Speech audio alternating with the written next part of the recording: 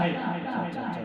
پروردگار ہم تو نہیں جانتے، تو ہی بتا دے جس رات پر تو نے قرآن کو اتارا ہے اس رات کا مقام کیا ہے؟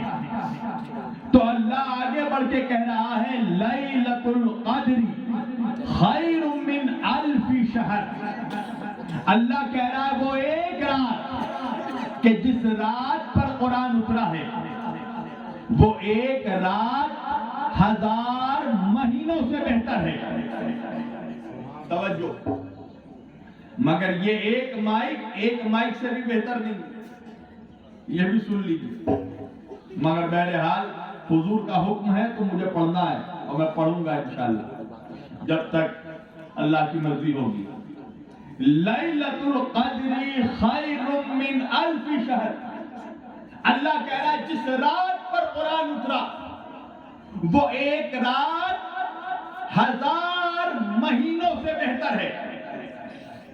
1000 راتوں سے نہیں، 1000 دنوں سے نہیں، 1000 گھنٹوں سے نہیں، 1000 منٹ سے نہیں، 1000 سیکنڈوں سے نہیں، 1000 مہینوں سے بہتر ہے۔ اور مہینے بھی یہاں کے نہیں وہاں کے۔ আপনারা বুঝতে পারছেন না আমি কি বলছি? তো একটু আপনারা বলবেন তাকে আমিও বুঝতে পারি যে হ্যাঁ আমি আপনাকে বোঝাতে পারছি। ঠিক আছে? লাইলাতুল কদর খায়রুম মিন আলফি শাহর। اللہ کہہ رہا وہ ایک رات کہ جس رات پر قرآن اترا وہ رات 1000 مہینوں سے بہتر۔ اور وہاں کے رات، یہاں کے رات نہیں۔ مطلب کیا ہے؟ یہاں جس دنیا میں ہم رہتے ہیں اس دنیا کا 50,000 سال جب کمپلیٹ ہوتا ہے تو وہاں کا ایک دن کمپلیٹ ہوتا ہے۔ تو اللہ وہاں کے بارے میں کہہ رہا ہے لیلۃ القدر خیر من الف شہر۔ جس رات پر قرآن اترا وہ رات 1000 مہینوں سے بہتر۔ اور کیا عظمت ہے؟ تنزل الملائکۃ، اللہ کہہ رہا ہے اس رات پر فرشتے نازل ہوتے ہیں۔ جس رات میں قرآن اترا ہے اس رات میں فرشتے نازل ہوتے ہیں زمین پر۔ والروح، اور پاک روحیں آزاد ہوتی ہیں۔ مولوی کہنے لگا پاک روح سے مراد جبریل ہے، تو میں نے کہا ملائکہ سے مراد تیرے ابا ہیں؟ جب اللہ ایک بار کہہ چکا ہے تنزل الملائکۃ، تمام ملائکہ، توجہ، تنزل الملائکۃ، فرشتے اترتے ہیں زمین پر۔ والروح، پاک روح آزاد ہوتی ہے۔ فیہا بِإِذْنِ رَبِّهِمْ، اپنی مرضی سے نہیں، رب کی مرضی سے، اللہ کی مرضی سے۔ فیہا بِإِذْنِ رَبِّهِمْ مِنْ كُلِّ أَمْرٍ سلام، اور اس پوری رات پر اللہ کا سلام ہے۔ توجہ، جس رات پر قرآن نازل ہوا اس پوری رات پر اللہ کا سلام، وہ پوری رات سلامتی والی رات۔ حیا حتی مطلع الفجر، جب تک صبح نہ ہو جائے، جب تک سورج نہ نکل جائے، اس پوری رات پر اللہ کا سلام۔ بھائی شب قدر آتی ہے نا، ابھی رمضان کا مہینہ آنے والا ہے نا، شب قدر آئے گی، کیا ہوگا؟ آپ دیکھیں گے کہیں نمازوں پر نماز، کہیں نمازوں پر نمازیں ہوں گی، کہیں سجدوں پہ سجدے ہوں گے، کہیں دعاؤں پہ دعائیں ہوں گی، کہیں تلاوتوں پر تلاوت ہوگی۔ میں نے پوچھا کہ بھائی نمازیوں سے نماز کیوں پڑھ رہے ہو؟ کہ مولانا جس رات پر قرآن اترا ہے وہ رات نمازوں والی رات ہے، جس رات پر قرآن نازل ہوا وہ رات سجدوں والی رات ہے، جس رات پر قرآن اترا ہے وہ رات دعاؤں والی رات ہے، جس رات پر قرآن اترا ہے وہ رات دعاؤں کی قبولیت والی رات ہے، جس رات پر قرآن نازل ہوا وہ رات عبادتوں والی رات ہے، جس رات پر قرآن اترا وہ رات تلاوتوں والی رات ہے، جس رات پر قرآن اترا وہ رات 1000 مہینوں سے بہتر، جس رات پر قرآن نازل ہوا اس رات پر اللہ کا سلام، جس رات پر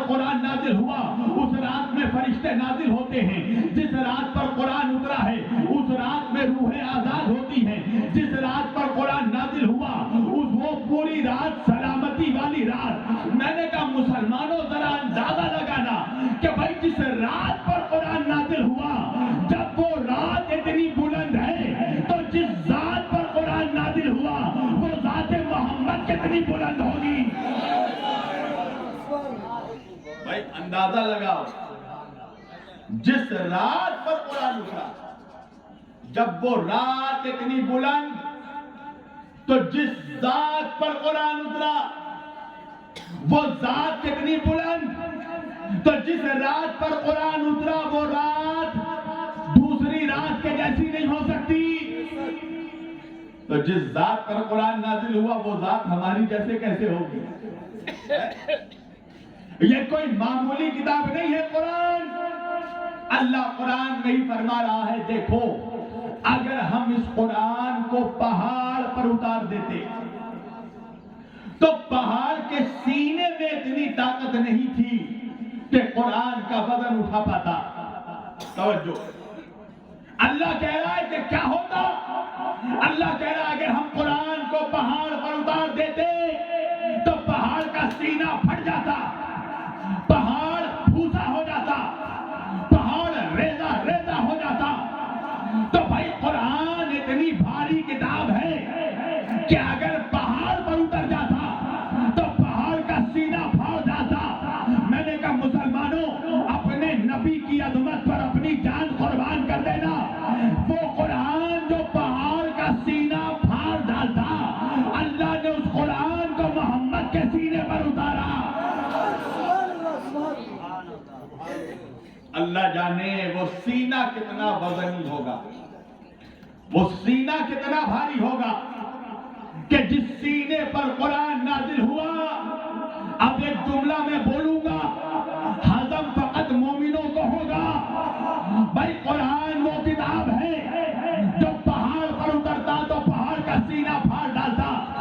اللہ جانے وہ نبی کا سینہ کتنا بھاری ہوگا جس نے اپنے سینے پر قرآن کو اٹھا لیا، تو اللہ جانے وہ ابو طالب کا گود کتنا بھاری ہوگا جس نے اپنے ہاتھوں پر بولتے ہوئے قرآن کو اٹھا لیا۔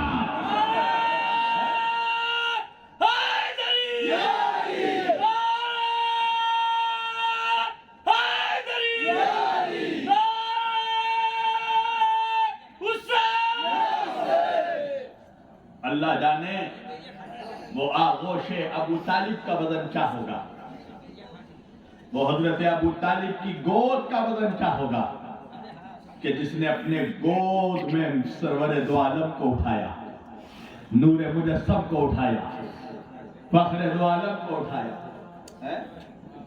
دو دو کوڑی کا مولوی بول رہا ہو تو کافی چھلے، اور تو ربا بولے پاک کا مسلمان۔ سوچئے مولا علی بابا نعوذ باللہ کافی چھلے اور مولوی ربا مسلمان اچھے۔ توجہ، جس گود میں رسول پل رہے ہیں، کون رسول؟ وہ رسول کے جس کے لیے اللہ قرآن میں کہہ رہا وَمَا تَشَاءُونَ إِلَّا أَن يَشَاءَ اللَّهُ۔ یہ وہ لوگ ہیں جو بغیر اللہ کی مرضی کے کچھ نہیں کرتے۔ اللہ میرے نبی کے لیے کہتا ہے وَمَا يَنْتِقُ عَنِ الْهَوَىٰ إِنْ هُوَ إِلَّا وَحْيٌ يُوحَىٰ۔ میرا حبیب کچھ نہیں کہتا، یہ تو وہی کہتا ہے جو اس پر وحی ہوتی ہے۔ یہ تو بہت آسان ترجمہ ہے جو آپ کو کسی بھی مولوی نے سنایا ہوگا، اس کا میں اصل ترجمہ سناتا ہوں آپ کو۔ اللہ کہہ رہا وَمَا يَنْتِقُ، یہ ینتقو جو ہے یہ عربی میں نکلا ہے نطق سے۔ میں ذرا ایزی کر دوں آپ لوگوں کو، نطق کس کو کہتے ہیں؟ نطق کہتے ہیں اشارے کو۔ کیسے؟ بھئی اس لڑکے نوجوان نے مجھے گلاس کا پانی بڑھایا، میں نے ہاتھوں سے اشارہ کیا رہنے دو، منہ سے زبان سے نہیں کہا کہ رہنے دو، صرف ہاتھ سے اشارہ کیا۔ یہ نوجوان سمجھ گیا مجھے پانی نہیں پینا ہے۔ اس اشارے کو عربی میں کہتے ہیں نطق۔ یعنی اللہ کہہ رہا ہے کہنا تو دور کی بات، میرا محمد اشارہ بھی نہیں کرتا بغیر میری مرضی کے۔ توجہ، میرا نبی، میرا حبیب، میرا مصطفیٰ صلی اللہ علیہ وآلہ وسلم، میرا حبیب اشارہ بھی نہیں کرتا بغیر اللہ کی مرضی کے۔ تو میں پوچھتا ہوں مولویوں سے کہ مجھے یہ بتاؤ کہ جو رسول بغیر اللہ کی مرضی کے اشارہ بھی نہ کرے، جب تاریخ اسلام اٹھا کر پڑھنا، جب اس نبی کے دادا حضرت عبد المطلب نے رسول اللہ کو اپنے گود میں بیٹھایا اور اپنے بیٹے عبداللہ کے انتقال کے بعد حضرت رسول خدا کو اپنے گود میں بیٹھایا اور اپنے 9 بیٹوں کو جمع کیا، جس میں حضرت امیر حمزہ بھی ہیں، حضرت ابو طالب بھی ہیں، حضرت حارث بھی ہیں، 9 اپنے بیٹوں کو جمع کیا اور حضرت عبد المطلب نے کہا کہ محمد تم خود چن لو تمہارا کفیل کون ہوگا، تمہاری تربیت کون کرے گا، تمہاری پرورش کون کرے گا۔ تو تاریخ نے لکھا کہ رسول اللہ اٹھے اور اٹھ کے جانے کے بعد حضرت ابو طالب کے گود میں بیٹھ گئے۔ تو مجھے کہنے دے مولوی کہ یہ رسول اللہ جو ابو طالب کے گود میں بیٹھے، یہ اپنی مرضی سے نہیں، اللہ کی مرضی سے، اپنی مرضی سے نہیں، اللہ کی مرضی سے۔ توجہ، تو جب اللہ کی مرضی سے بیٹھے ہیں تو مجھے یہ بتا کہ نعوذ باللہ اللہ نے اپنے رسول کو کسی کافر کے گود میں بیٹھا دیا؟ حضرت ابو طالب کو کافر کہنا، نعوذ باللہ، یہ رسول اللہ کی گستاخی ہے اور اللہ کی گستاخی ہے۔ اس لیے کہ بات تو اللہ کی ذات پر جائے گی کہ نعوذ باللہ اللہ نے اپنے حبیب کے پرورش کا کوئی انتظام بھی نہیں کیا، استغفر اللہ، اللہ نے اپنے نبی کی تربیت کا کوئی انتظام نہیں کیا۔ حضرت موسیٰ علیہ السلام، کون ہے موسیٰ؟ جو ہمارے نبی کے صدقے میں نبی بنے۔ ہمارا نبی موسیٰ کا سردار ہے، سید الانبیاء۔ موسیٰ جیسا نبی، یاد رکھیے گا، موسیٰ علیہ السلام فرعون کے محل میں پلے ہیں مگر فرعون کے گود میں نہیں پلے۔ یاد رکھنا، فرعون کے محل میں پلے مگر فرعون کے گود میں نہیں پلے۔ اللہ نے فرعون کے محل میں بھی اپنے نبی کی پرورش کا انتظام کیا۔ کیسے؟ بی بی آسیہ کے ذریعہ۔ بی بی آسیہ کون تھی؟ پڑھ جا کر قرآن کہہ رہا بی بی آسیہ مومنہ تھی، مومنہ تھی بی بی آسیہ۔ جناب موسیٰ ایک مومنہ کے گود میں پل رہے تھے۔ تاریخ نے لکھا کہ ایک وقت فرعون نے چاہا کہ حضرت موسیٰ علیہ السلام کو اپنے گود میں لے لے۔ جیسے ہی لینا چاہا، بچپن میں ہی گود میں حضرت موسیٰ نے فرعون کو ایک تماچا مارا۔ تو ذرا پوچھنا ان کھجلی والے ملاؤں سے کہ جب موسیٰ جیسا نبی اگر ایک لمحے کو بھی کافر کے گود میں جائے تو موسیٰ تماچا مارے، اور فخر موسیٰ 40 سال تک کافر کے گود میں پڑ رہا ہے، نعوذ باللہ۔ فخر موسیٰ سرکار دو عالم حضور محمد مصطفیٰ صلی اللہ علیہ وسلم 40 سال تک جس آغوش میں پلے، کیا وہ کافر کا گود ہو سکتا؟ ابھی دیکھو ربیع الاول آئے گا، ہر مولوی بیان کرے گا وہ کالی کالی زلفے والے رسول ہیں۔ اس منحوس سے پوچھنا ہے کہ ان زلفوں کو سوارتا کون تھا؟ مولوی بولے گا نا کنگھی کرنا نبی کی سنت ہے، اس سے بتاؤ کہ بچپن میں نبی کے سر پہ کنگھی کرتا کون تھا؟ نبی کو نوالا بنا کر کھلاتا کون تھا؟ جیسے ہی میلاد کا زمانہ آتا ہے مولوی چیخ چیخ کر ایک کلام پڑھتا ہے، تیرا کھاواں میں تیرے گیت گاواں یا رسول اللہ۔ کیا مطلب؟ یا رسول اللہ ہم آپ کا کھاتے ہیں، آپ کا گاتے ہیں۔ میں نے کہا تو نے یہ تو بتا دیا کہ تو نبی کا کھاتا ہے، نبی کا گاتا ہے، یہ بھی تو بتا نبی کس کے گھر پہ کھاتے تھے؟ یہ بھی تو بتا کہ وہ کون تھا جو نبی کو نوالا بنا کر کھلاتا تھا؟ وہ کون تھا جو نبی کو اپنے آغوش میں لے کر نوالا بنا کر کھلاتا تھا؟ نبی کس کے گھر پہ کھاتے تھے؟ تو کیا استغفر اللہ نعوذ باللہ اللہ نے اپنے نبی کی تربیت کے لیے کافر کے گھر کا انتظام کیا؟ کیا اس نے ایک اچھے گھر کا انتظام بھی نہیں کیا؟ یہ اللہ کو گالی دینا ہے، نعوذ باللہ۔ حضرت ابو طالب کو کافر کہنا یہ رسول کی گود کو گالی ہے، اس لیے کہ جس گود میں اللہ کے رسول پل رہے ہیں۔ کیا کہنے آگوش ابو طالب کے، 2 بیٹے پالے ابو طالب نے، ایک نبیوں کا سردار بنا، ایک ولیوں کا سردار بنا، 2 بیٹے پالے۔ اچھا یہ بتاؤ، یہ جتنے مولوی ہیں نا، ان سے کہنا کہ یا تو برہمچاری ہو کے مر جا، سمجھے، یا تو کنوارا ہو کے مر جا، یا تو کوئی ایسی پارٹی جوائن کر لے جہاں صرف کنوارے ہی ہوں، اس لیے کہ منحوس تجھے شادی کرنا زیب ہی نہیں دیتا، اس لیے کہ جب تو شادی کرے گا تو یہی کہے گا نا نکاح من سنتی، نکاح نبی کی سنت ہے، تو اس مولوی سے کہنا یہ بھی بتا دے کہ نبی کا نکاح کس نے پڑھا تھا؟ کس نے پڑھا تھا؟ وہ کافر۔ بھئی ایک مفتی صاحب کے بیٹے کی شادی تھی، تو مفتی صاحب نے مجھ سے کہا کہ شبیر وارثی صاحب میری خواہش ہے کہ آپ میرے بیٹے کا نکاح پڑھیے۔ میں نے کہا ٹھیک ہے مولانا، اگر ٹائم ہوگا تو آ جائیں گے، اور نہیں شہر میں رہے تو پھر کسی اور کا انتظام ہوگا۔ تو جب ان کے بیٹے کی شادی کا وقت آیا، انہوں نے مجھے فون کیا کہاں ہے مولانا؟ میں نے کہا میں تو کلکتے میں ہوں۔ کہنے لگے تو میرے بیٹے کا نکاح کون پڑھے گا؟ میں نے کہا آپ پریشان نہ ہوں، میں ابھی قاضی کا انتظام کر رہا ہوں، ابھی اپنی گاڑی میں قاضی بھیج رہا ہوں۔ اب مفتی صاحب شادی کے ہال کے باہر کھڑے ہو گئے کہ شبیر وارثی صاحب کی گاڑی آئے گی، گاڑی سے قاضی صاحب اتریں گے۔ اب میری گاڑی پہنچی، مفتی صاحب نے سوچا کہ قاضی صاحب آ گئے، مگر جیسے ہی گاڑی کا دروازہ کھلا، گاڑی کے اندر سے بابا رام دیو اترے، اور ساتھ میں سوامی اگنیویش بھی۔ اب قاضی صاحب نے کہا بھیا آپ لوگ کیوں آئے ہیں؟ کہا آپ کے بیٹے کا نکاح پڑھانے آئے ہیں۔ توجہ، کہا کیا کہہ رہے ہو؟ کہا ہاں آپ کے بیٹے کا نکاح پڑھانے آئے ہیں۔ کس نے بھیجا؟ مولانا شبیر وارثی صاحب نے بھیجا۔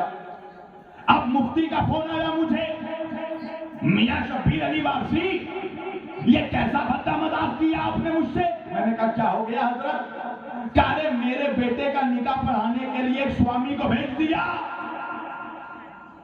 میں نے کہا کیوں، کیا پریشانی ہے؟ کہا میں ہوں مسلمان مفتی، میرے بیٹے کا نکاح کوئی کافر کیسے پڑھے؟ میں نے کہا پڑھا لو مفتی، سنت رسول ہے۔ توجہ، میں نے کہا پڑھا لے، سنت رسول ہے۔ غصے میں آ گیا، کہا کیا مطلب؟ میں نے کہا یہ بتا تو 2 کوڑی کا مفتی، تیرے بیٹے کا نکاح کوئی کافر نہیں پڑھ سکتا، اور جس رسول کا کلمہ پڑھ کر تو مفتی بنا، اس رسول کا جس نے نکاح پڑھا ہو وہ کافر کیسے ہوگا؟ تو 2 کوڑی کا مفتی، 7 سال 8 سال 10 سال مدرسے سے پڑھ کے تو مفتی بنا، تیرے بیٹے کا نکاح کوئی کافر نہیں پڑھ سکتا، جس کا کلمہ پڑھ کر تو مفتی بنا، جس نے اس رسول کا کلمہ نکاح پڑھا۔ تو بولے وہ بات یہ ہے نا کہ اس وقت وہ نبی نہیں بنے تھے۔ تو میں نے کہا تو مولوی بن گیا تھا۔ توجہ، میرے رسول صلی اللہ علیہ وآلہ وسلم کی حدیث ہے۔ حدیث کیا ہے؟ آقا کہتے ہیں کنتو نبیًا آدم بین الماء والطین، آقا فرماتے ہیں میں اس وقت بھی نبی تھا جب آدم مٹی اور پانی کے درمیان تھے۔ قال رسول اللہ صلی اللہ علیہ وآلہ وسلم کنت نبیًا آدم بین الروح والجسد، اللہ کے رسول فرماتے ہیں میں اس وقت بھی نبی تھا جب آدم روح اور جسم کے درمیان تھے۔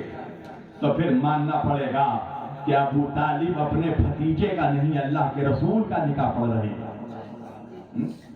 اللہ کے رسول کا نکاح پڑھ رہے ہیں۔ اور نکاح کا پہلا فقرہ کیا تھا؟ پوچھنا منحوسوں سے کہ نکاح کا پہلا فقرہ تو بتا۔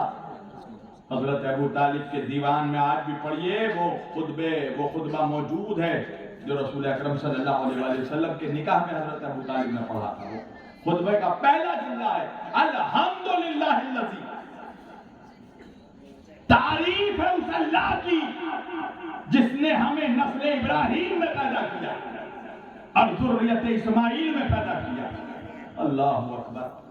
ذرا مولوی صاحب سے پوچھنا کافر کبھی اللہ کی تعریف کرتا ہے؟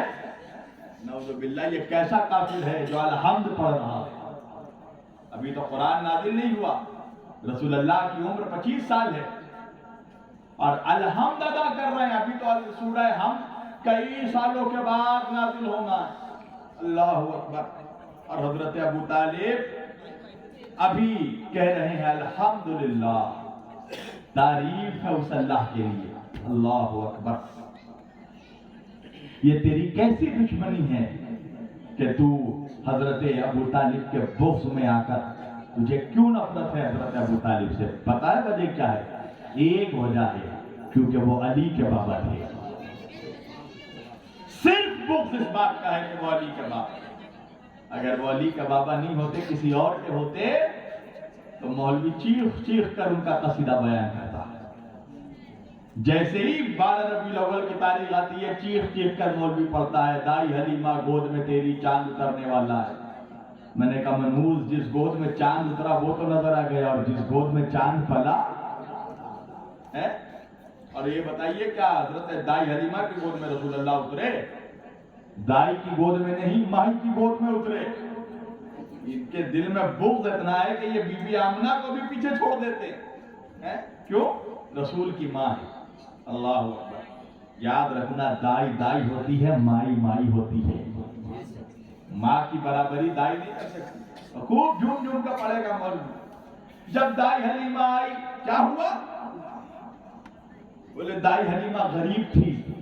جیسے ہی رسول اللہ دائی حلیمہ کے گھر میں آئے، دائی حلیمہ امیر ہو گئی۔ حضور کی آمد کے برکت سے دائی حلیمہ امیر ہو گئی۔ دائی حلیمہ کی ایک اونٹنی تھی، ایک دائی حلیمہ کا ایک اونٹ تھا جو ایک دم دبلا ہو چکا تھا۔ رسول اللہ کے آنے کے بعد اونٹ موٹا ہو گیا۔ بکری کا جو دودھ کا تھان تھا وہ سوکھ گیا تھا، خشک ہو گیا تھا۔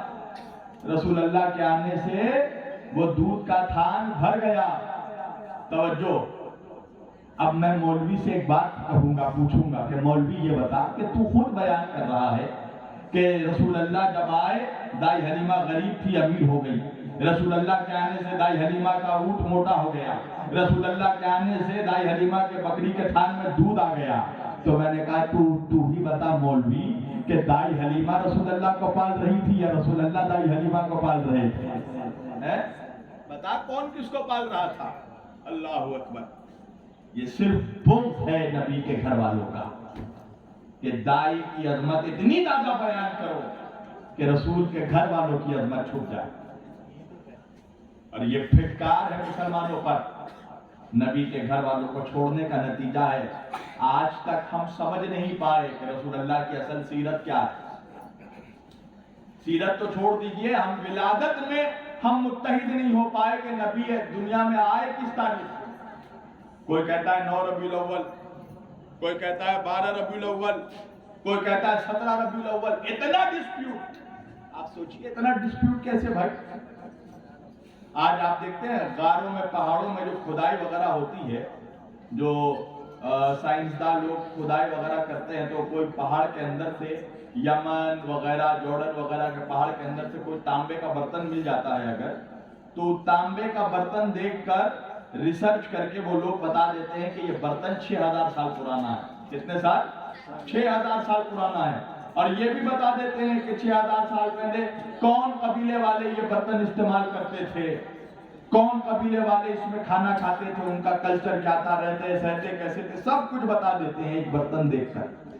افسوس یہ ہے کہ ایک برتن کو دیکھ کر سائنسداں 6000 سال پہلے کے قبیلے کی پوری تہذیب، پورا کلچر بتا دیتے ہیں، مگر پورا قرآن 6666 آیتیں رہنے کے باوجود مسلمان آج تک یہی نہیں بتا پایا کہ نبی کی ولادت کب ہے۔ قرآن پڑھ کر بھی ڈیسائیڈ نہیں ہو پایا کہ نبی کب پیدا ہوئے، 9 کو یا 12 کو یا 17 کو۔ وجہ کیا ہے؟ وجہ یہ ہے کہ تم نے نبی کی ولادت محلے والوں سے پوچھا ہے۔ بھائی میں کب ہوا، پیدا ہوا ہوں، یہ محلے والوں سے پوچھو گے یا میرے گھر والوں سے پوچھو گے؟ پیدائش برتھ ڈے وہ بتاتا ہے جو بچے کی ولادت کے وقت موجود ہو، پوچھ मौलवी से जाकर, जब रसूल अल्लाह पैदा हुए तो दो ही लोग मौजूद थे, या अब्दुल मुत्तलिब या अबू तालिब। तो अगर नबी की विलादत पूछनी है तो मोहल्ले वाले से मत पूछ। किससे पूछ रहा है मौलवी? हजरत अबू हुरैरा से, जो उस वक्त मुसलमान ही नहीं हुए थे, है? जो जंग खैबर के बाद ईमान लाए हैं, उनसे पूछ रहा है विलादत। अल्लाह अकबर।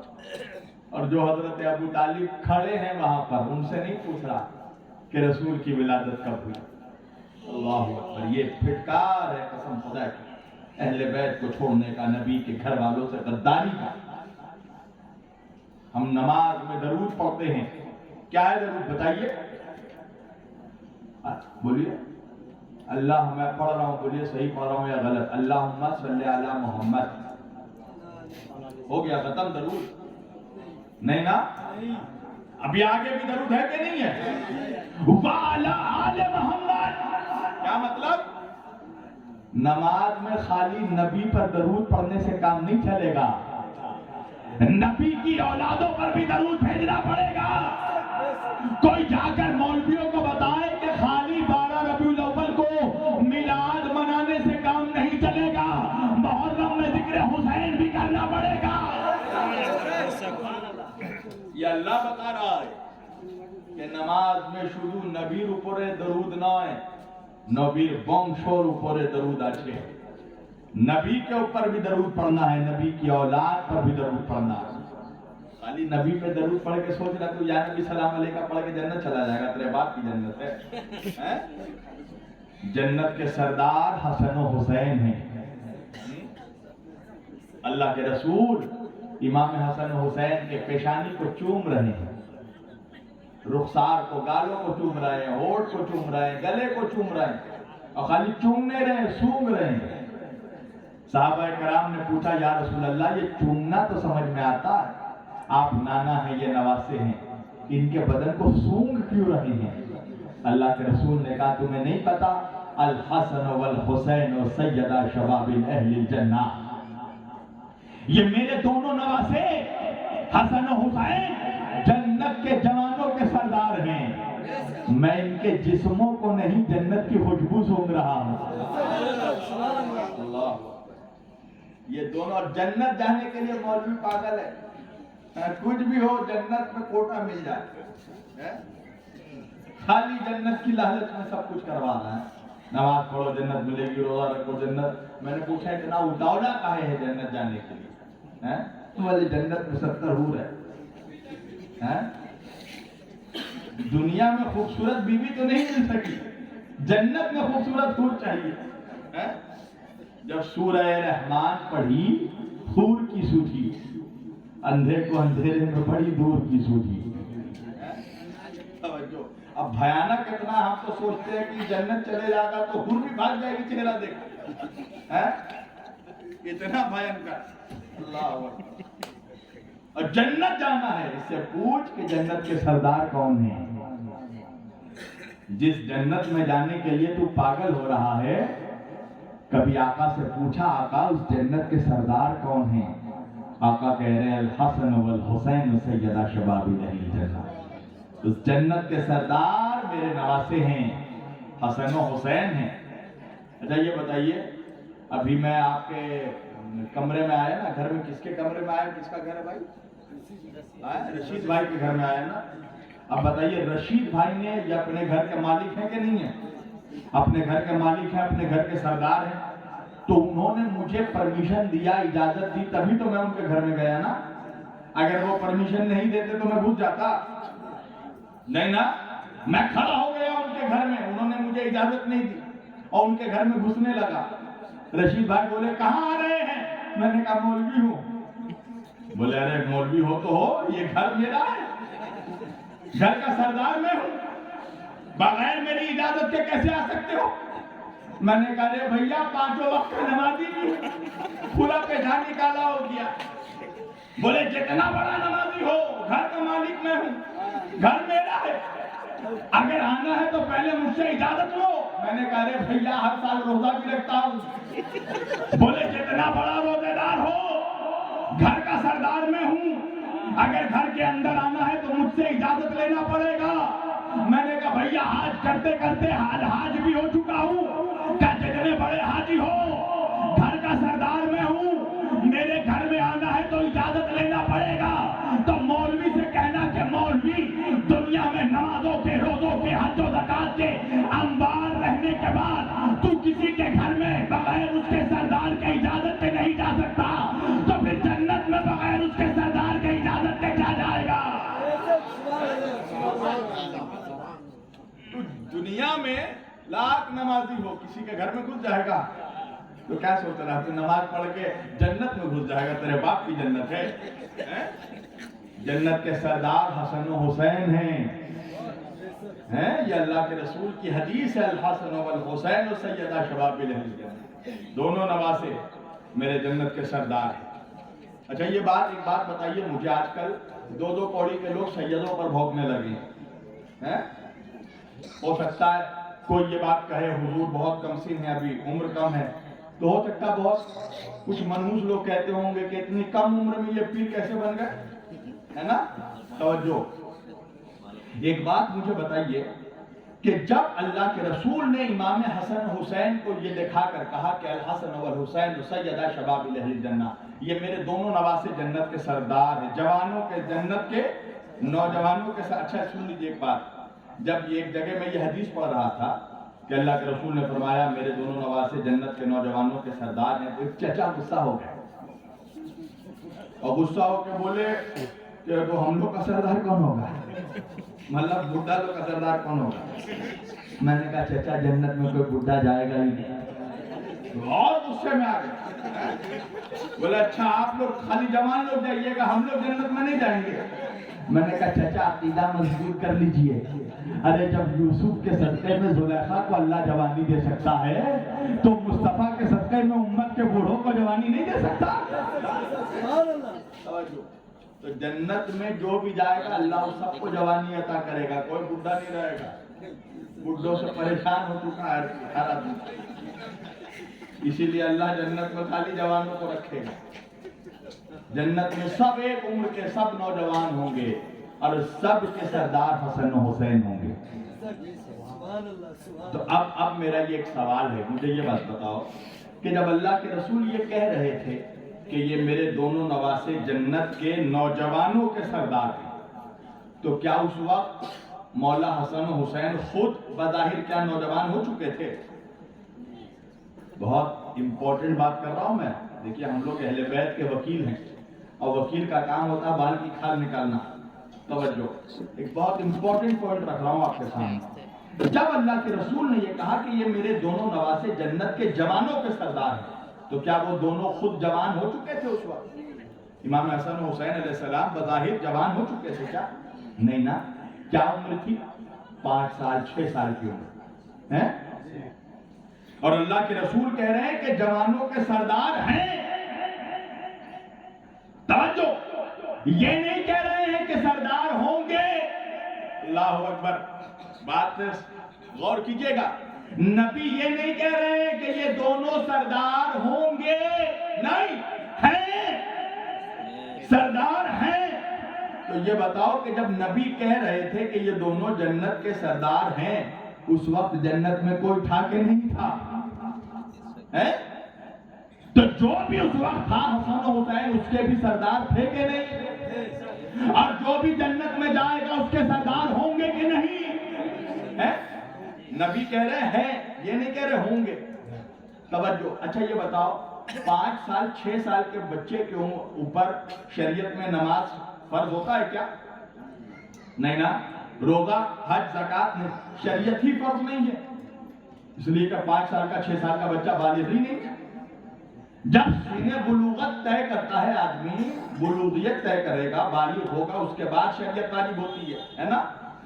تو بظاہر تو ابھی حسن و حسین چھوٹے بچے ہیں، ابھی نہ نماز واجب، نہ روزہ واجب، نہ حج واجب، نہ زکات واجب، بظاہر میں کہہ رہا ہوں، یہ جملہ غور کرنا، بظاہر، ابھی تو بظاہر جوان نہیں ہوئے، ابھی تو کوئی کارنامہ نہیں دکھایا ہے نا، ابھی تو کربلا میں سر نہیں کٹایا، ابھی تو بچوں کو نہیں لٹایا، ابھی تو دین کو نہیں بچایا، ابھی تو شہادت نہیں پایا، ابھی تو نیزے میں قرآن نہیں سنایا۔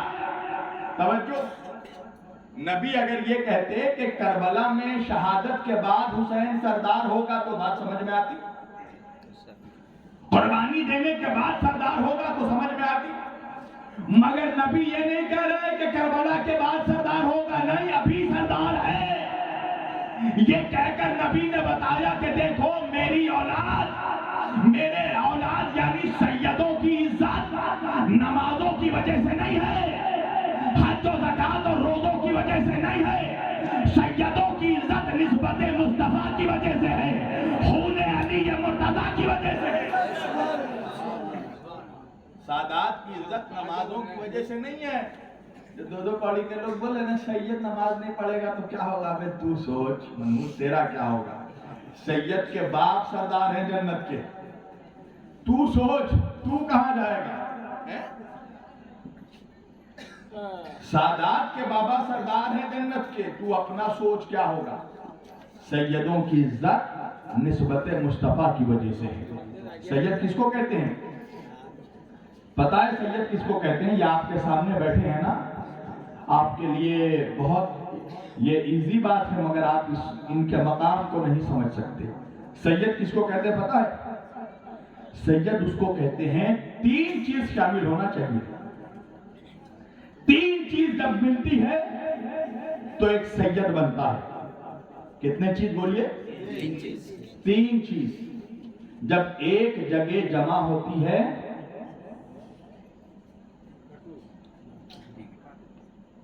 تین چیز جب ایک جگہ جمع ہوتی ہے تب سید بنتا ہے۔ وہ تین چیز کیا ہے؟ نبی کا نور، علی کا خون اور فاطمہ زہرا کا دودھ۔ یہ کوئی معمولی شخصیت نہیں آپ کے سامنے بیٹھے۔ میں بڑے بڑے منسٹر کے ہاتھ نہیں چھومتا، آپ نے دیکھا ہوگا میں چڑھتے ہی میں نے ان کا ہاتھ چوما، کیوں؟ ان کے ہاتھوں میں نبی کا خون ہے، ان کے رگوں میں آج وہی خون دوڑ رہا ہے جو خون مصطفیٰ کے رگوں میں دوڑتا ہے۔ اب بعد میں کوئی حرام خور نہیں بول دے کہ 1400 سال کے بعد نبی کا بلڈ گروپ چینج ہو گیا۔ بلڈ گروپ تیرا چینج ہوگا منحوس، نبی کا علی کا بلڈ گروپ چینج نہیں ہوتا۔ جو خون نبی کے رگوں میں ہے وہ خون آج نبی کی اولادوں کے رگوں میں ہے۔ اللہم صلی علی محمد وعلی آل محمد، یہ درود پڑھ رہا ہے نا نماز میں، اللہ درود و سلام ہو، رحمتیں ہوں محمد صلی اللہ علیہ وآلہ وسلم پر اور ان کی اولادوں پر۔ کیسے؟ کما صلیت علی ابراہیم وعلی آل ابراہیم انک حمید مجید، جیسے تو نے رحمتیں نازل فرمائی، جیسے تو نے درود و سلام بھیجا ابراہیم علیہ السلام پر اور ان کی اولادوں پر۔ اللہم بارک علی محمد وعلی آل محمد، اے اللہ برکتیں نازل ہوں محمد صلی اللہ علیہ وآلہ وسلم پر اور ان کی اولاد پر۔ کیسے؟ کما بارکت علی ابراہیم وعلی آل ابراہیم انک حمید مجید، جیسے تو نے برکتیں نازل فرمائی ابراہیم علیہ السلام پر اور ان کی اولادوں پر۔ تو جب مولوی یہ درود پڑھے نا تو اس کا گلا پکڑ کر پوچھنا کہ یہ تو نماز میں پڑھ رہا ہے اللہ درود و سلام بھیج ابراہیم اور ان کی اولاد پر، تو مولوی سے پوچھنا اللہ جس ابراہیم کی اولاد پر درود بھیج رہا ہے اس ابراہیم کی اولاد میں ابو طالب ہے کہ نہیں؟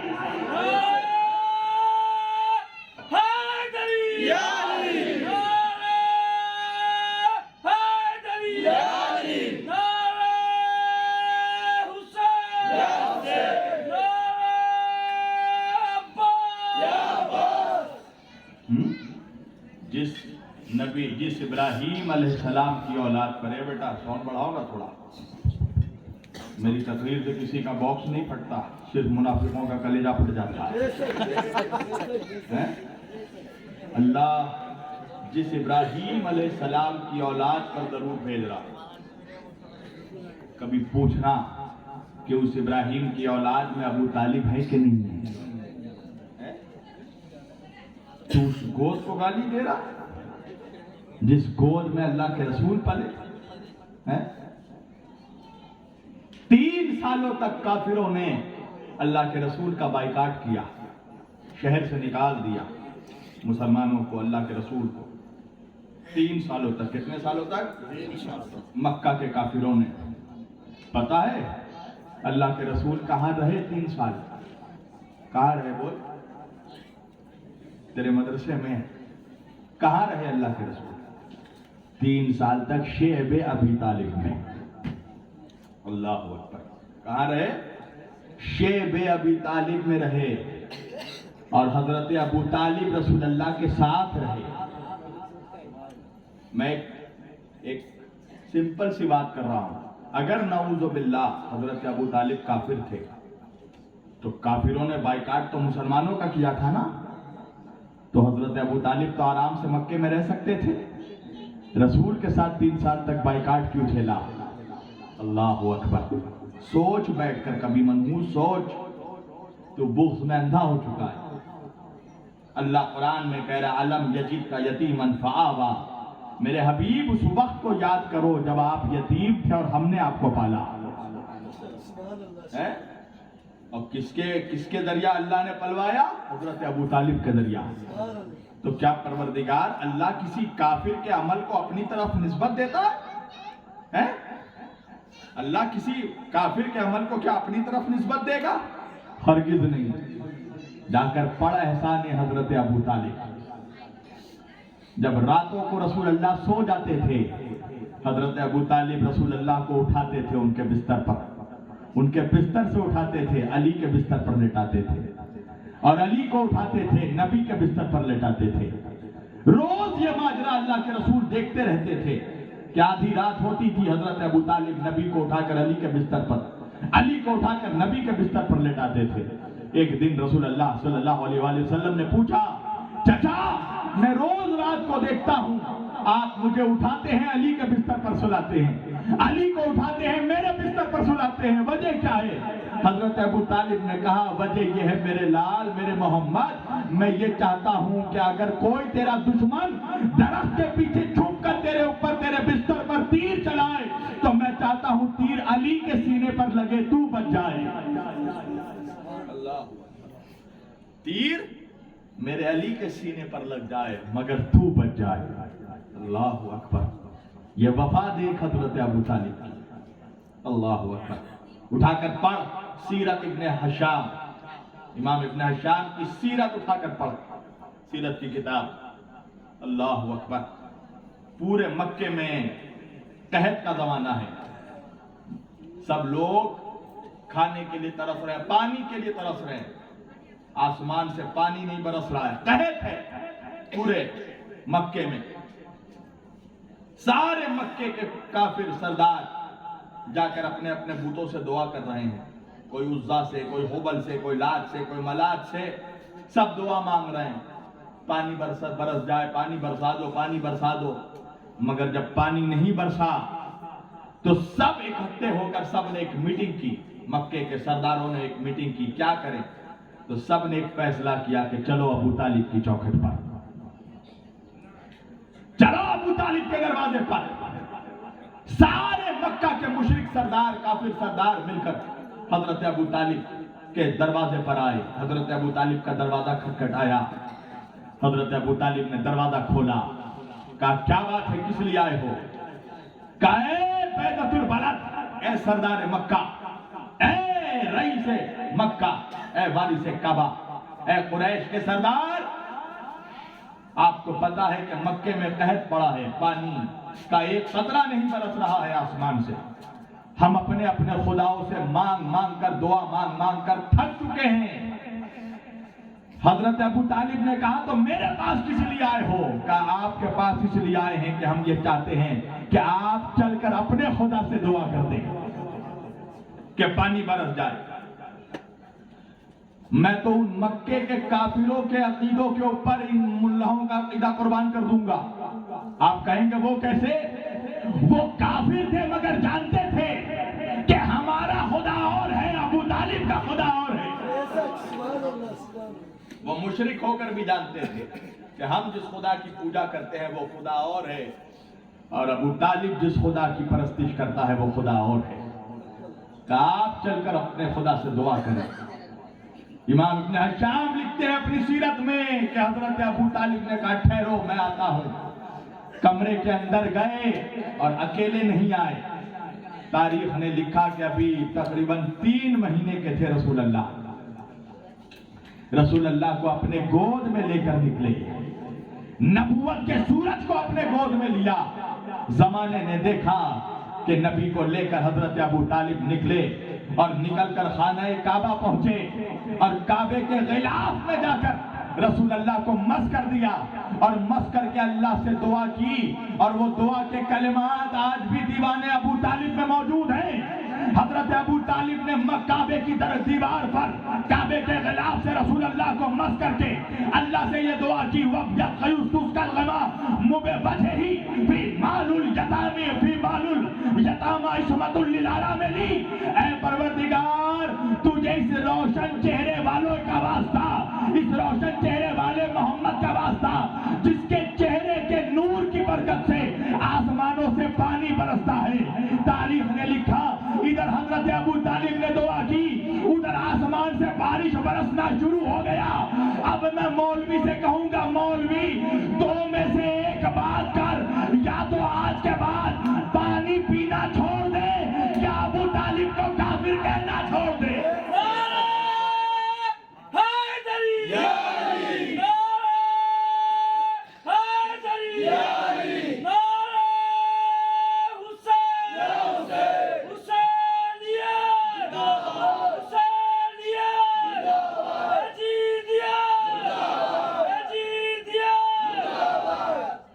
یا تو آج کے بعد پانی پینا چھوڑ دے. اے بھائی جس کو دیکھ رہا بھائی موبائل میں، جس کو بھی دیکھ رہا اس سے زیادہ خوبصورت ہم ہیں. میری طرف دیکھو. یا تو آج کے بعد پانی پینا چھوڑ،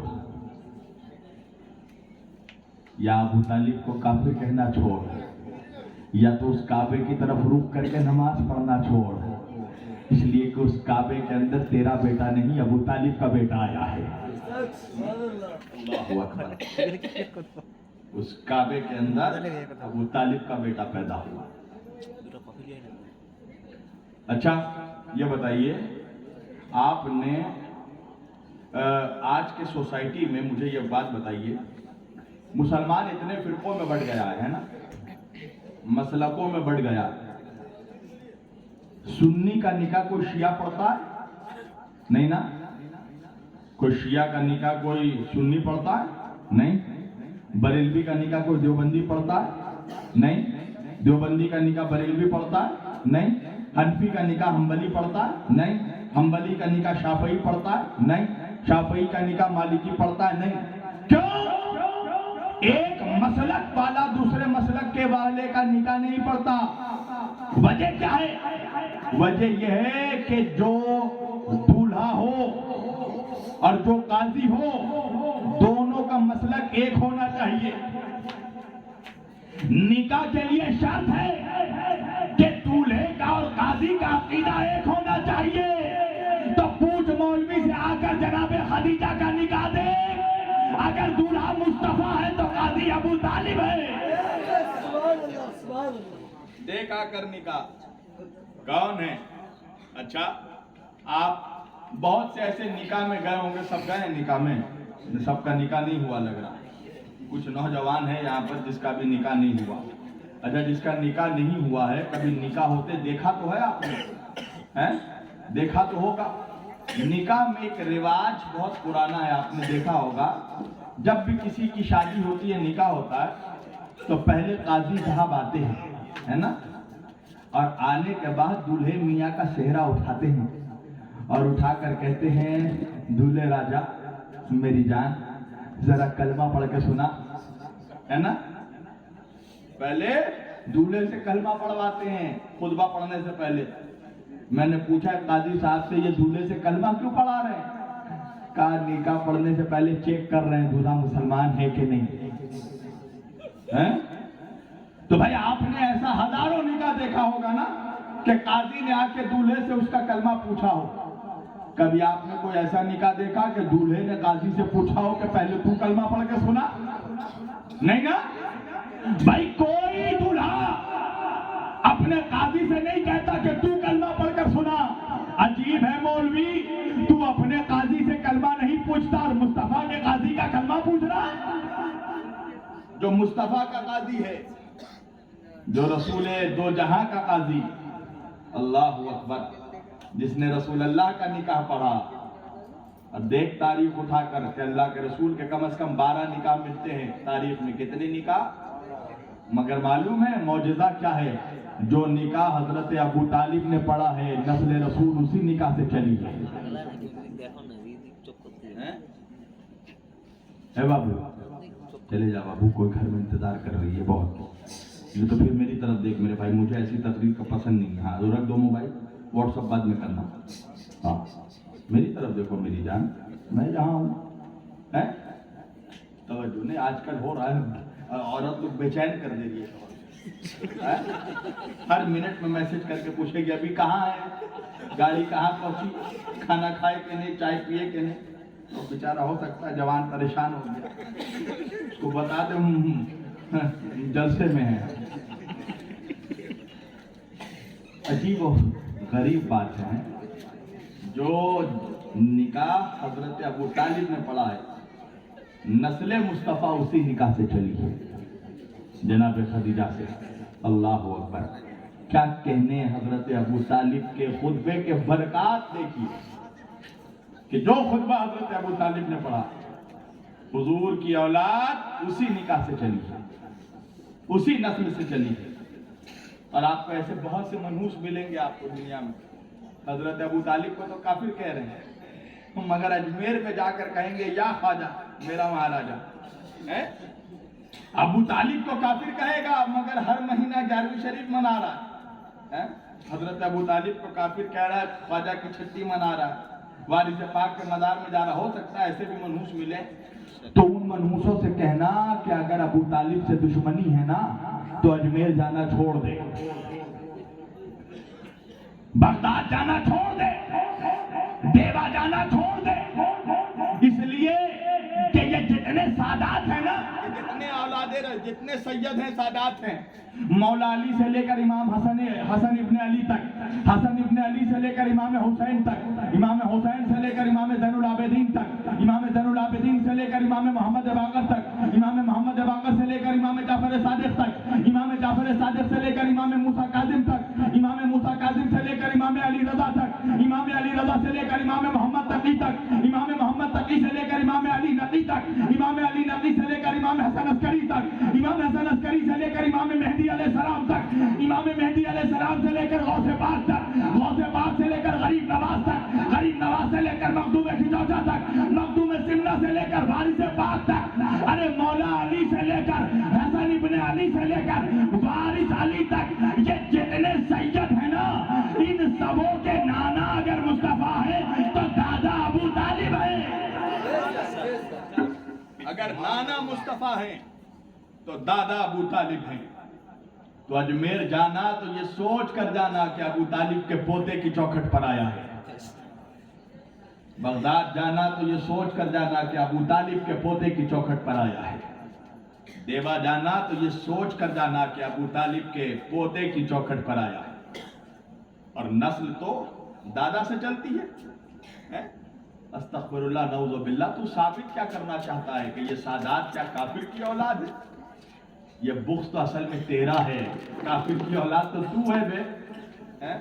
ہندوستان میں یہ جتنے ہیں, تو سب کے پردادا چھکر دادا کو اٹھا کر دیکھیے گا تو کوئی نہ کوئی گھنشام ملے گا. آج عبدالغفور ہو گیا وہ الگ سی بات ہے. تو یہ بغض ہے سادات سے.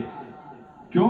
اس لیے کہ اللہ نے ابو طالب کی اولادوں پر درود کو فرض قرار دے دیا. قیامت تک کسی اور کی اولاد پر درود نہیں بھیجا جائے گا.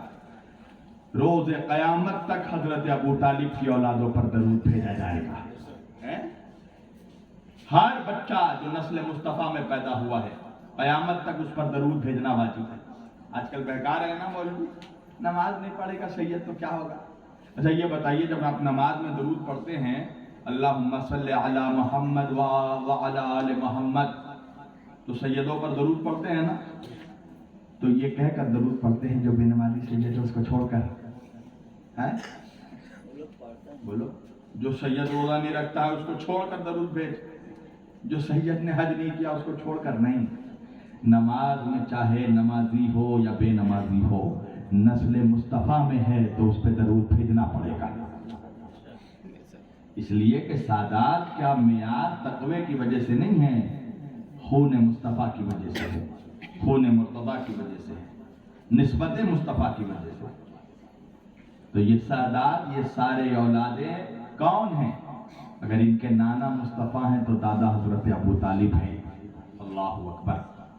یہ مولوی تو کبھی نام نہیں بتاتا آپ کو۔ ابو طالب کیا ہے پتا؟ ابو طالب ہے کنیت۔ کنیت کس کو کہتے ہیں؟ آپ کو کیسے آپ سمجھائیں؟ کنیت کہتے ہیں بڑے بیٹے کے نام سے عرب پکارتے تھے کسی کو۔ مثلا میرا نام شبیر ہے، میں اپنے باپ کا بڑا بیٹا ہوں، تو میرے والد کو کہا جائے گا ابو شبیر، یعنی شبیر کا باپ۔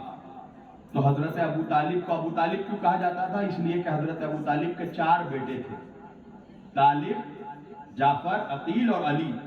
کتنے بیٹے تھے؟ 4 بیٹے۔ سب سے بڑے بیٹے تھے طالب، اس وجہ سے حضرت ابو طالب کا لقب کنیت پڑا ابو طالب۔ کیا پڑا؟ ابو طالب۔ مگر حضرت ابو طالب کا اصل نام کیا ہے؟ ان مولویوں نے چھپا دیا۔ پتہ ہے نام کیا ہے؟ حضرت ابو طالب کا اصل نام ہے عمران۔ چھپایا اس لیے کہ اگر بتا دیا گیا کہ ابو طالب کا نام عمران ہے تو یہ بھی بتانا پڑے گا کہ سورہ آل عمران کس کی شان میں اترا ہے۔ اگر یہ بتا دیا کہ عمران یہ ہیں تو یہ بھی بتانا پڑے گا کہ پھر آل عمران کون ہے۔ اللہ قرآن میں کہہ رہا ہے، بس 5 منٹ میں تفریح ختم کر رہا ہوں۔ اللہ قرآن میں کہہ رہا بسم اللہ الرحمن الرحیم، ان اللہ اصطفى آدم ونوحا وآل ابراہیم وآل عمران علی العالمین۔ یہ قرآن ہے، قرآن اللہ کا قرآن ہے، ملا کا بیان نہیں ہے۔ بھیا گھڑی مت دیکھیے، میری آواز دیکھیے اور مائک دیکھیے۔ توجہ، پھر بھی 1 گھنٹے بول دیا، یہ صرف حضور کی محبت میں۔ توجہ، اللہ قرآن میں کہہ رہا ہے ان اللہ اصطفى آدم ونوحا وآل ابراہیم وآل عمران علی العالمین۔ توجہ، اللہ کہہ رہا ہے ان اللہ اصطفى آدم، ہم نے آدم کو چن لیا۔ اللہ کہہ رہا قرآن میں ہم نے آدم کو چن لیا۔ ان اللہ اصطفى آدم، ہم نے آدم کو اصطفیٰ کیا، ہم نے آدم کو چنا۔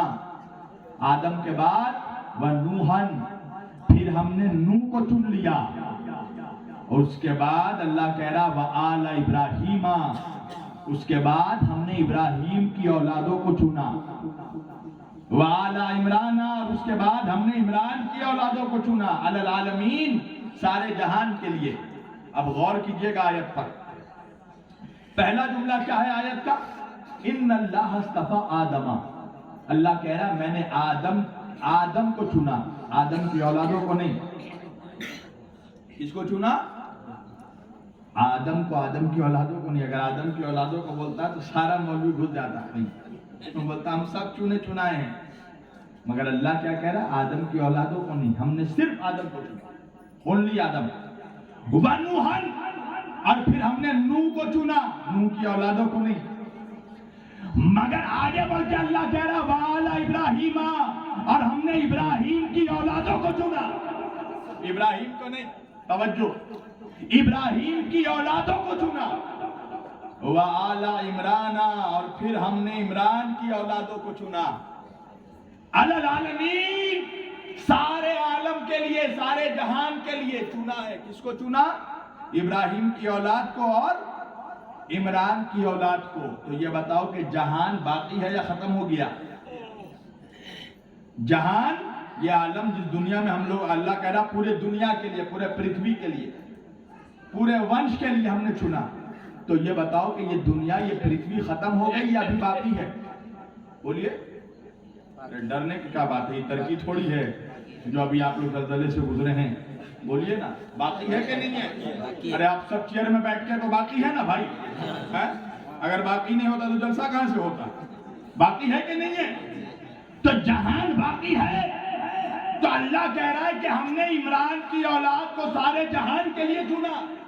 تو یعنی قرآن چیخ کر کہہ رہا ہے کہ جب تک یہ جہان رہے گا، اس جہان میں عمران کی اولاد رہے گی۔ توجہ، اس جہان میں عمران کی اولاد رہے گی۔ اب سوال یہ ہے کہ وہ عمران کی اولاد کون ہے؟ بس اسی بات پہ میں اپنی تقریر ختم کر دوں گا۔ کون ہے عمران کی اولاد؟ سننا، تاریخ میں 3 عمران گزرے ہیں۔ کتنے؟ 3 عمران۔ ایک حضرت مریم کے بابا عمران۔ توجہ، کس کے بابا؟ مریم، جناب مریم۔ کون مریم؟ عیسیٰ کی ماں۔ حضرت مریم کے بابا کا نام کیا تھا؟ عمران۔ دوسرے عمران کون؟ حضرت موسیٰ کے بابا۔ حضرت موسیٰ علیہ السلام کے بابا کا بھی نام عمران تھا۔ اور تیسرا عمران کون؟ حضرت علی کے بابا، مولا علی شیر خدا علیہ السلام کے بابا۔ تینوں عمران۔ تو اللہ کس عمران کی بات کر رہا ہے کہ کس عمران کی اولاد رہے گی قیامت تک، سارے جہان میں رہے گی؟ کون ہے وہ عمران؟ اب فیصلہ آپ کرنا۔ جناب مریم کے بابا ہے عمران۔ توجہ، جناب مریم کا ایک بیٹا ہے عیسیٰ علیہ السلام۔ کتنے بیٹے ہیں؟ ایک بیٹا ہے عیسیٰ، جس کی ابھی تک شادی نہیں ہوئی۔ عیسیٰ کنوارے ہیں تو نسل تو چلی ہی نہیں، عیسیٰ علیہ السلام کی نسل نہیں چلی۔ اور عمران وہ ہے جس کی نسل سارے جہان میں باقی رہے گی، تو عیسیٰ کی تو نسل ہی نہیں چلی، شادی نہیں ہوئی۔ دوسرے جناب موسیٰ کے بابا عمران، موسیٰ علیہ السلام کا کوئی بیٹا ہوا ہی نہیں۔ توجہ، ایک بیٹی تھی، بیٹا نہیں تھا، تو نسل تو چلی ہی نہیں۔ تو کون عمران ہے جس کی نسل جہان میں باقی ہے؟ تو ہندوستان سے لے کر بغداد، بغداد سے لے کر ایران، پوری دنیا میں گھوم کر دیکھ لے، ہر جگہ اگر کہیں ہے تو ابو طالب کی اولاد ہے۔ سارے جہان میں گھوم کر دیکھ لے، اگر ہر گلی گلی، شہر شہر، کوچے کوچے، نگر نگر، دگر دگر، اگر کچھ ملے گا، کسی کی اولاد ملے گی تو وہ ابو طالب کی اولاد ہے۔ وہ سادات ہیں، وہ سید ہیں، وہ آل رسول ہیں، اس لیے کہ دین زندہ، اصول زندہ ہیں، کربلا کے وہ پھول زندہ ہیں، دین احمد پہ سر کٹانے کو اب بھی آل رسول زندہ ہیں۔ وآخر دعوانا ان الحمدللہ رب العالمین وما علینا الا البلاغ المبین والسلام علیکم ورحمۃ اللہ وبرکاتہ۔ آئیے ہم سب کھڑے ہو کر صلاۃ و سلام پڑھیں اور انشاءاللہ یہ محفل اگلے سال کے لیے۔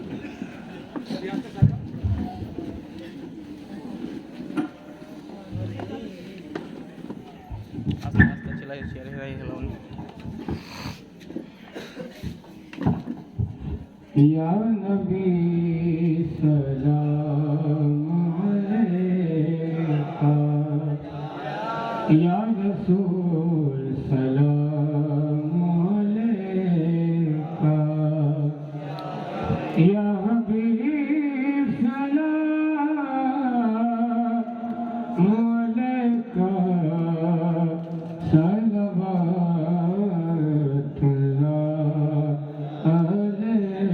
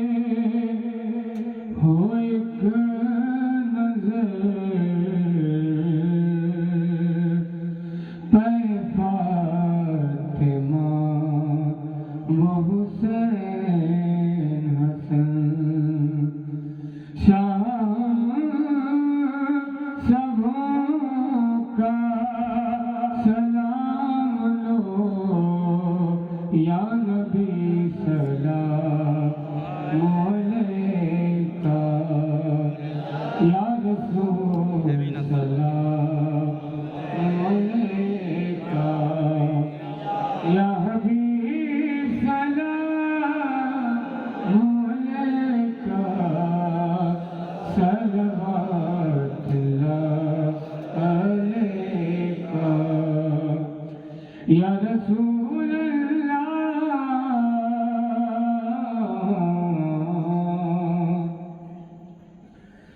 کوئی چاہتا ہے بہشت کو، کوئی چاہتا ہے نجات کو،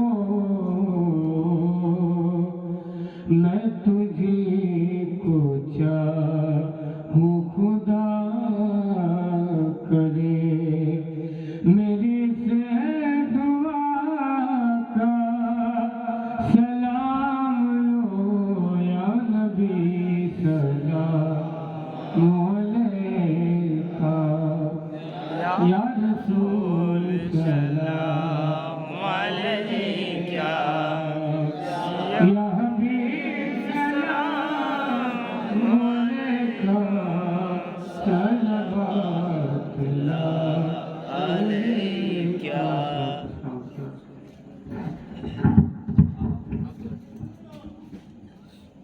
آئیے ہم سب دعا کے لیے ہاتھ اٹھائیں اور وہی دعائیہ کلمات ہم دہرائیں گے جو سرکار سندھ الولی سرکار غریب نواز خواجہ اعظم خواجہ معین الدین چشتی حسن سنجدی رحمۃ اللہ پانچوں وقت اپنی دعاؤں میں اللہ سے جن کلمات کے وسیلے سے دعا کرتے تھے، ہم آج انہی کلمات کو دہرائیں گے۔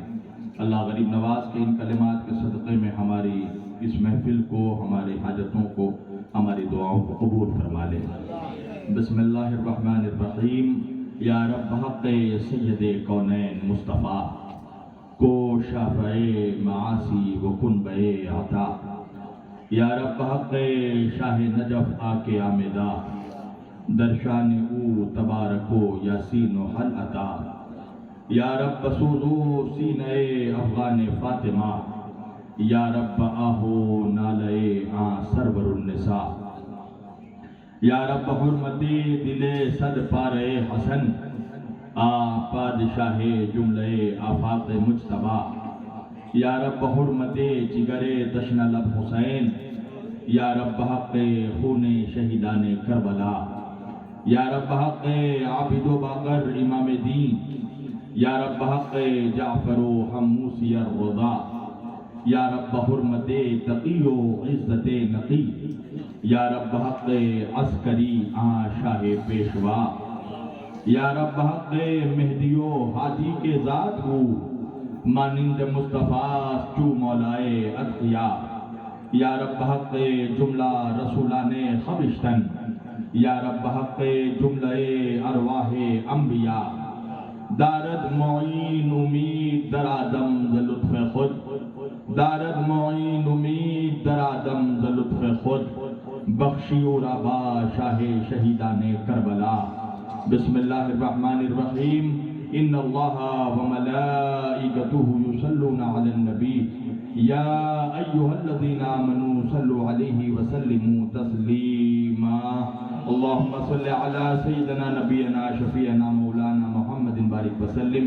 صلوا علیہ صلاۃ و سلام علیک یا رسول اللہ و اہل بیتک یا حبیب اللہ صلی اللہ علیہ وآلہ وسلم۔ ما شاء اللہ لا قوة الا باللہ العلی العظیم۔ سبحان ربک رب العزت عما یصفون وسلام علی المرسلین والحمد للہ رب العالمین۔ بحق لا الہ الا اللہ محمد رسول اللہ صلی اللہ علیہ وسلم۔